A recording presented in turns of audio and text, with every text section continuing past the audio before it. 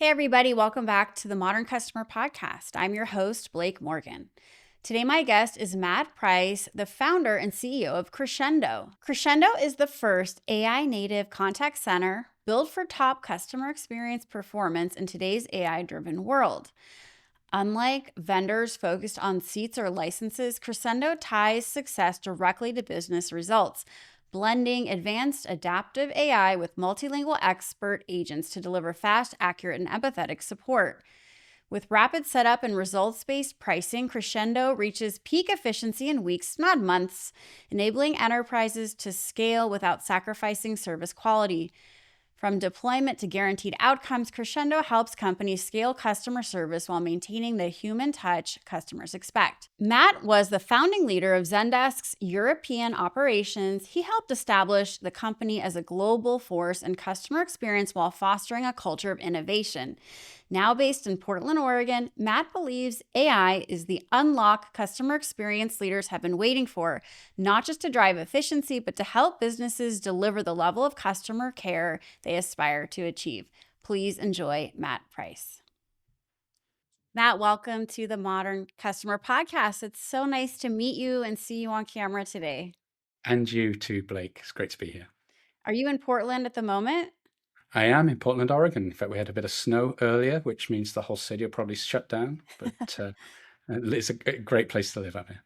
Yeah, it's even freezing here in LA. So, Is it really? if it's freezing in LA, like Portland's going to be even colder. Yeah, exactly. I need to escape somewhere warm for a little while. But no, this is a great place to be here.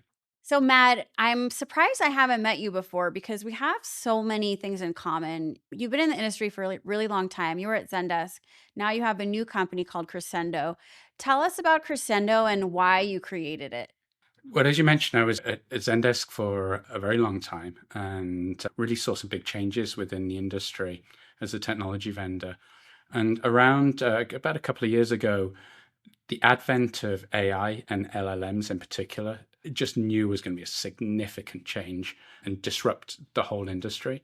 Also saw it as an opportunity to break down the silos that have existed between technology and operations in the past, and came together with a couple of other co-founders from different parts of the CX industry to try and create a new type of company that didn't just provide the technology, but we also help companies operate it and integrate it and unify it within their businesses as well. And that's what Crescendo does. Where is this opportunity? What is this opportunity, this moment of customer experience in AI? What is the gap that you set out to solve? Everybody's seen in the last year, the first deployments of LLMs, and people have been able to get them live. They've been working with bot companies or their platform vendors. In fact, I really feel for CX leaders at the moment because everybody's telling them that they've got a solution around AI. But what we've seen is that after the initial euphoria of deploying, and don't get me wrong, LLMs really are great and they improve the experience. There's a stagnation and there's an identification that things aren't quite right. We see CSAT dropping across the business. We see that the promises on optimizing for efficiencies aren't quite there, and we see organizations struggling to staff and manage these systems. And that's what we set out to address. So we have great AI, but we also have people to help operate it for businesses. And it's using that experience and that expertise. It really helps us to unify the experience across the organization and get great results on an ongoing basis, a sustainable basis, not just a one hit. Yeah, it's so nice you have empathy for our CX leaders because I think they are stressed because there's pressure from the top to tell the CEO what's the ROI of this? How are we going to actually move the needle?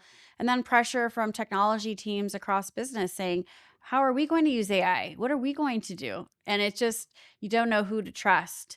Let's talk about a little bit more about and how it really helps to create this buying moment for customers. When does a customer conversation actually turn into a buying moment? And how can AI spot that without making it feel pushy?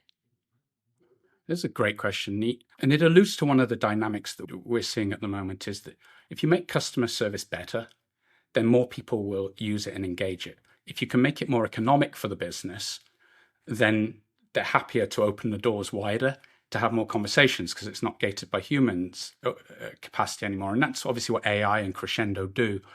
And what we see is a remarkable change.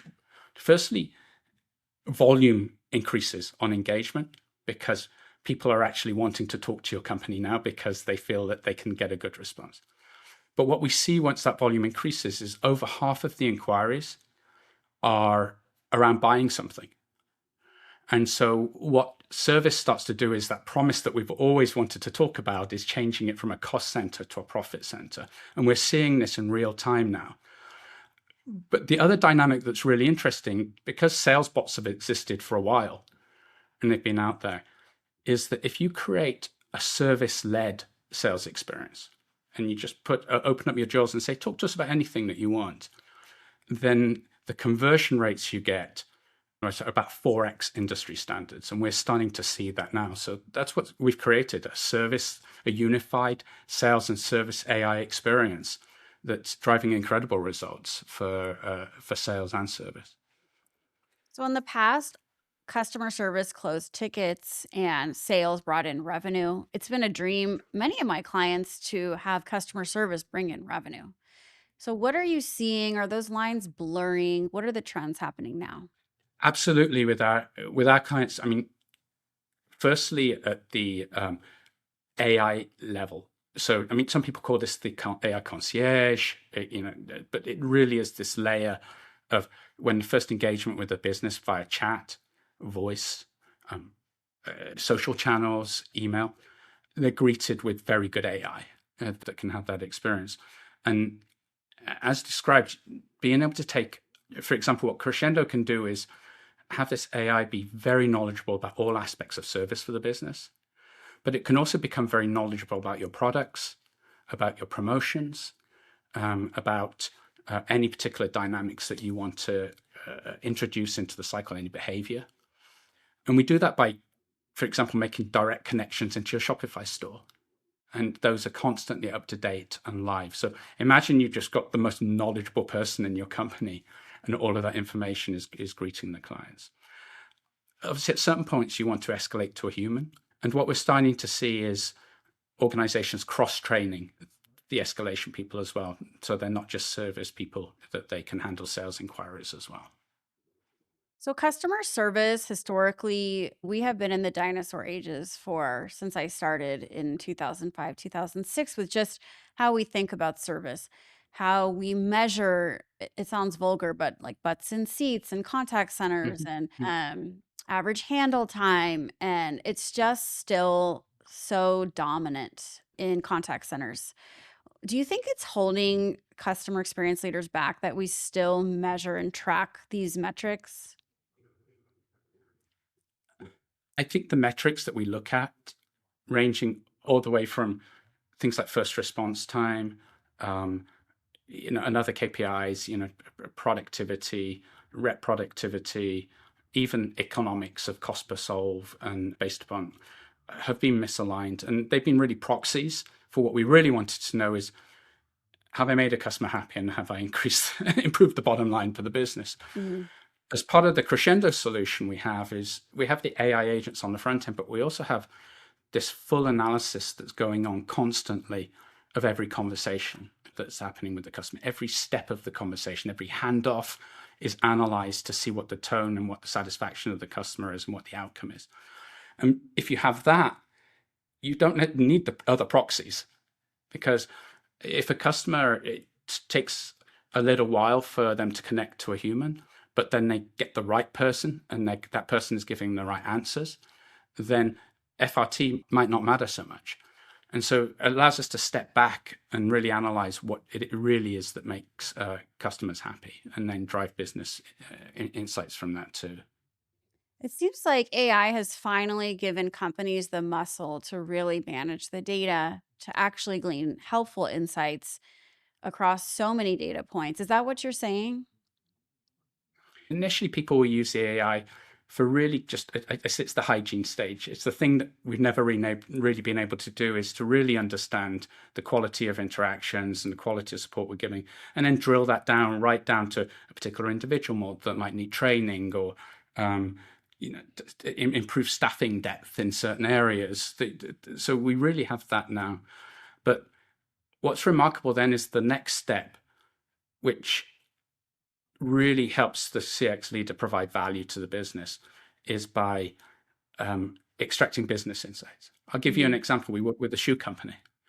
At first, we helped their support, and then we started to drill in to trying to understand what are the business reasons that might be impacting customer support. And by the way, Crescendo only charges for happy outcomes. So we're very motivated to try and help businesses understand where the business friction might be. And we found that one of the biggest reasons for contacting support, and actually one of the biggest economic impacts for the business, were on returns. And one of the biggest reasons for returns was on sizing. And and certain product lines had sizing issues. So we were able to very quickly come back to the company and give them the insight to say, actually, if you put a sizing guide on these particular lines and say people should think about half a size up, then you're going to eliminate that issue. And that's value now that Crescendo helps customers service lead just take for immediate impact on the business.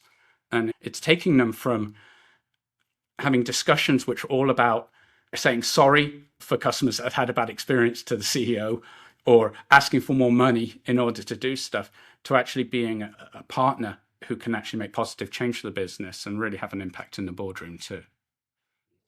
So I like that shoe example. Are there other examples you have of clients that have leveraged your technology to have positive outcomes? We're just seeing more and more. And this is what's really exciting about being part of this. I think of another business, Lovepop. Many people have heard of it. They have retail stores, but they do these beautiful greeting cards. And if you really want to make an impact and send a message to somebody, then you buy one of their cards, and it's super special. Wonderful company, wonderful product, great returns policy, for example. So two things that drive great support. And these are, when people buy a Lovepop product, they're making an emotional investment in delivering something. And so actually occasionally stuff goes wrong. There might be storms on the East Coast that just mean that things can't be delivered. Then the company needs to remedy that. What we helped them do was make that whole process much quicker for a client, taking the initial response down to seconds, and then freeing up the team that needed to approve any kind of refund, such that they could then follow up within minutes as well.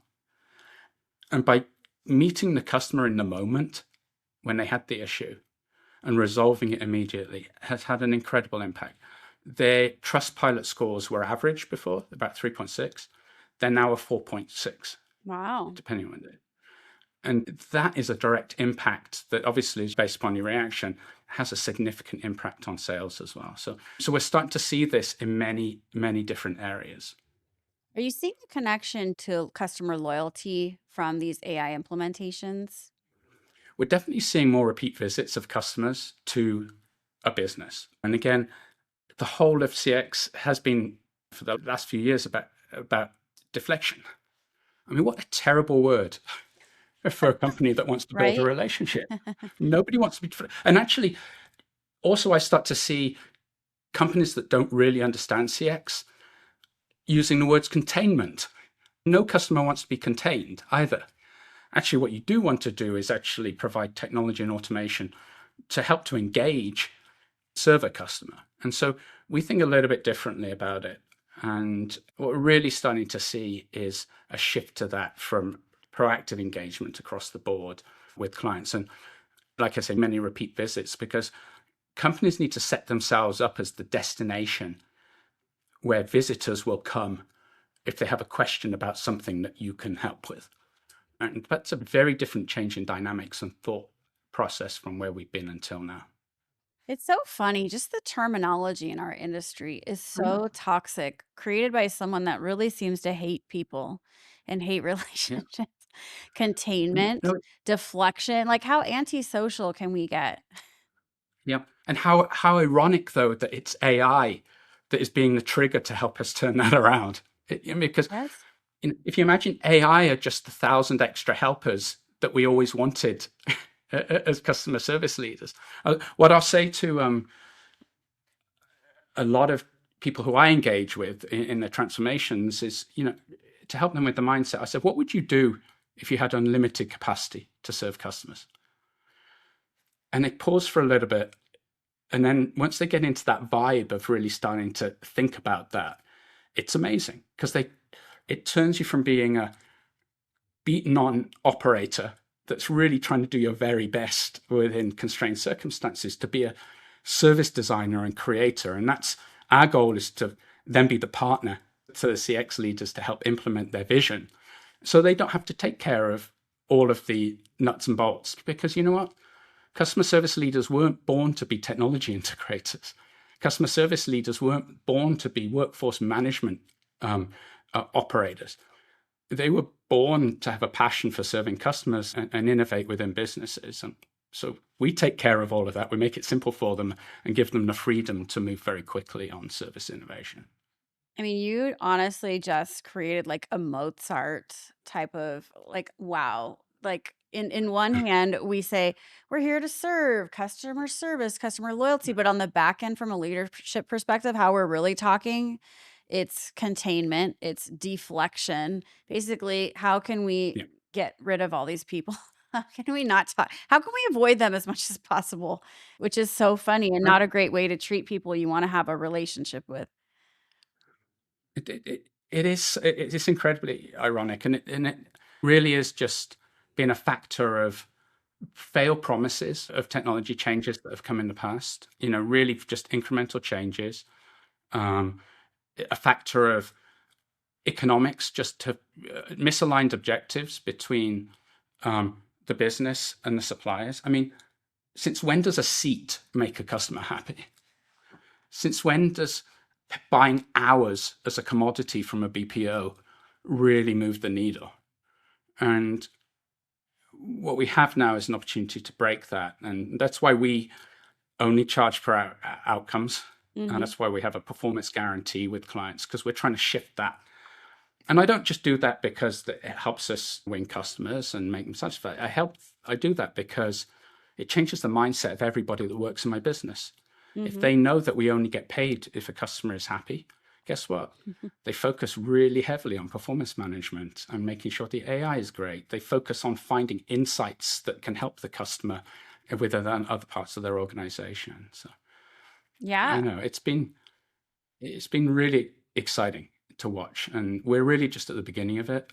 But it's just something special happening right now. But It's been an interesting year, 2025, 2026 so far, because there have been a lot of layoffs that leaders say is linked to AI, but then we wonder, is that true?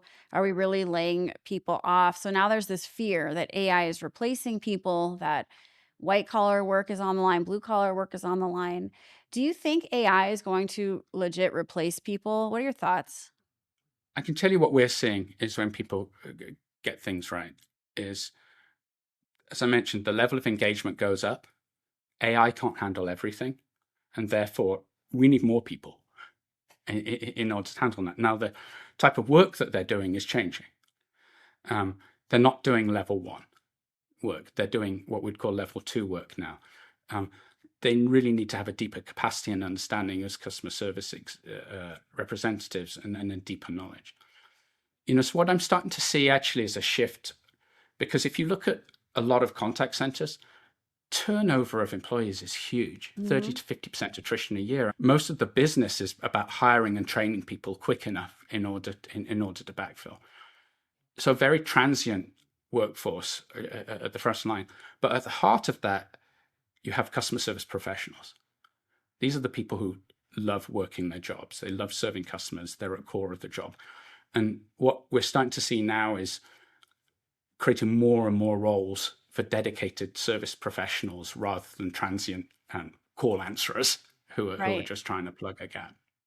Totally.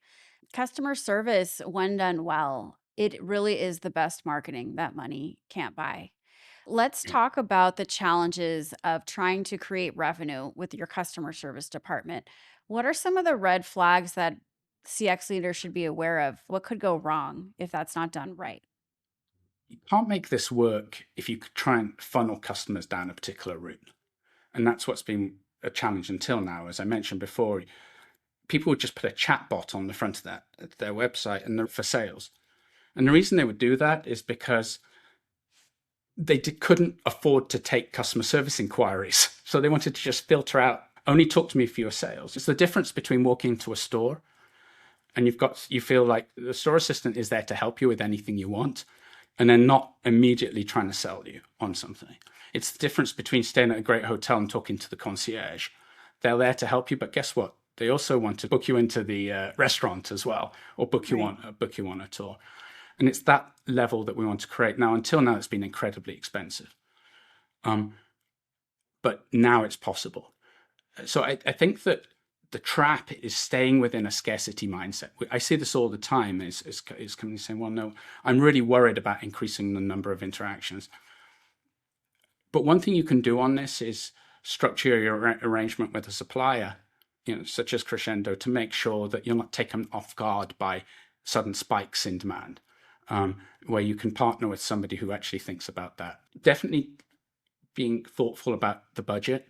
You're not opening up to something, making sure that you can connect everything to data and metrics, the analysis of CSAT. And obviously we can do that through our AI that analyzes it, but also we can tell you exactly whether a conversation led to something by connecting to, say, your Shopify store and your analytics. So I would say two things. Firstly, lean into engagement, but understand what that means from a budget perspective and how you scale the budget. And secondly, have the data then to go and acquire more budget. Because guess what?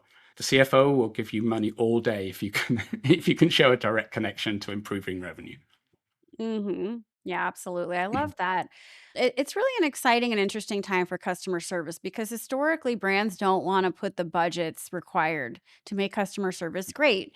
Well, here comes AI, which appears to be much more affordable, which might actually be able to scale the human interactions we've been talking about for so many years. So it's such actually exciting time if leaders are thoughtful about how they roll this stuff out.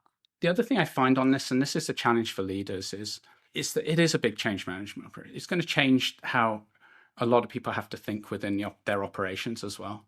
And in fact, the biggest difference really is trying to eliminate the fear from operations and organizations. And a lot of people's jobs are going to change. A lot of people who had siloed pieces of work, such as QA managers, such as workforce managers, such as team leads, their jobs are all going to change. And whether you like it or not, there's a natural resistance to that, as you pointed out at the beginning. And as CX leaders, we're going to be service designers, but we're also going to be change managers and visionaries and leaders and help to bring the rest of the organizations with us. And the ones that are most successful are the ones that are leaning into doing that.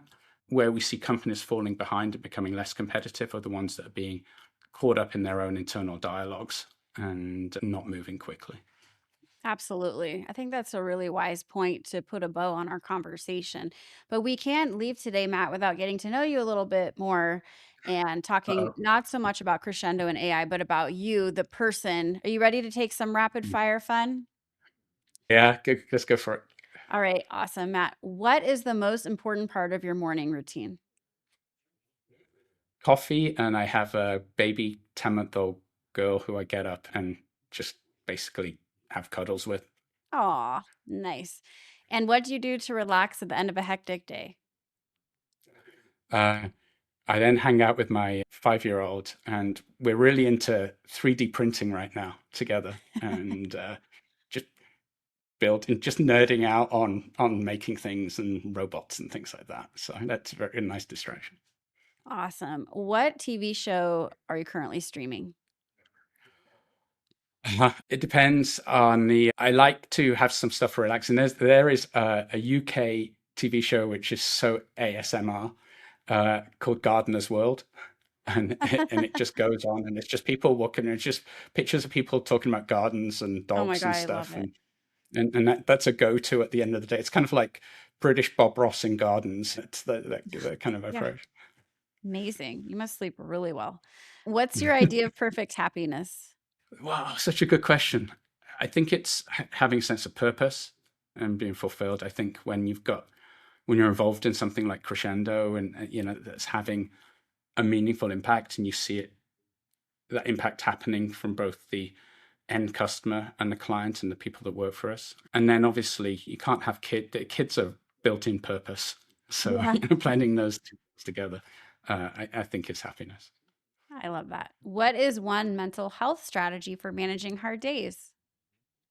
Oh, I've already mentioned a few, right? It's Gardener's World is good. Great British Bake Off is good. But no, I think the ability to step back and understand, just really reflect on how many of the things that were tough during the day you're really going to be thinking about in 6 months, 12 months' time. And typically, I think hard days happen when either something big happens, but when things compound one on top of each other and you don't have a chance to catch your breath on Yeah. those things. And I think what I'm learning, and I think a lot of other people are figuring out too, is it's okay to take a time out, regroup, stop the cadence on that, and then give yourself time to think. Really wise. What is your favorite type of vacation? At the moment, it's resort hotel with the kids Hmm. right now. And so we're nice and warm. It's not always been that, I'd like city travel and things like that, but the kids being at the age they're at, it's incredibly convenient and it's fun to do that. Uh-huh. Totally get it. Just took our kids skiing. They're 5 and 9. So that was a big Which is, milestone. Couldn't have done it with I was 10 going to months say, old. how did they get on?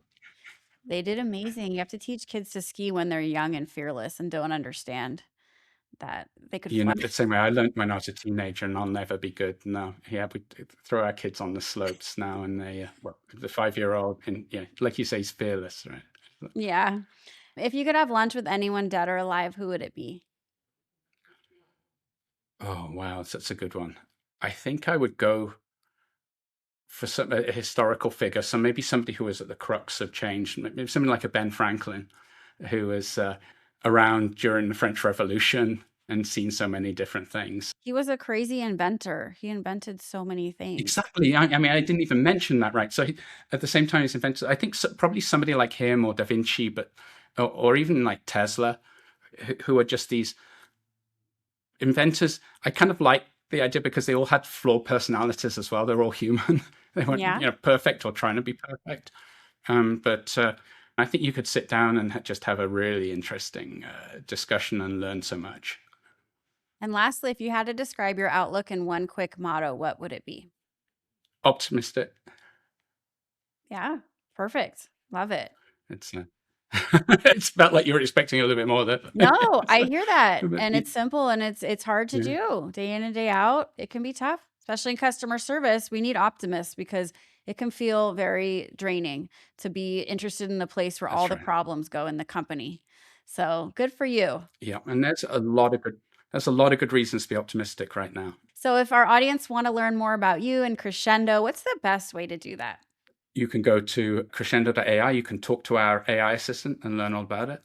Or if you want to, you can make contact with myself, matt.price@crescendo.ai. I answer all my emails, and I have AI that helps me sort them, prioritize them. But people asking me questions and new introductions always get to the top of the list. So yeah, send me an email. Awesome, Matt. Well, this has been so fun. It's so nice to meet you. Good luck with the You too. 10-month-old, the 5-year-old, and the incredible business you're building. I'm so happy you stopped by, and we'll have to have you back. Yeah. Thanks for the great questions, and it's really been happy to chat with you as well, Blake.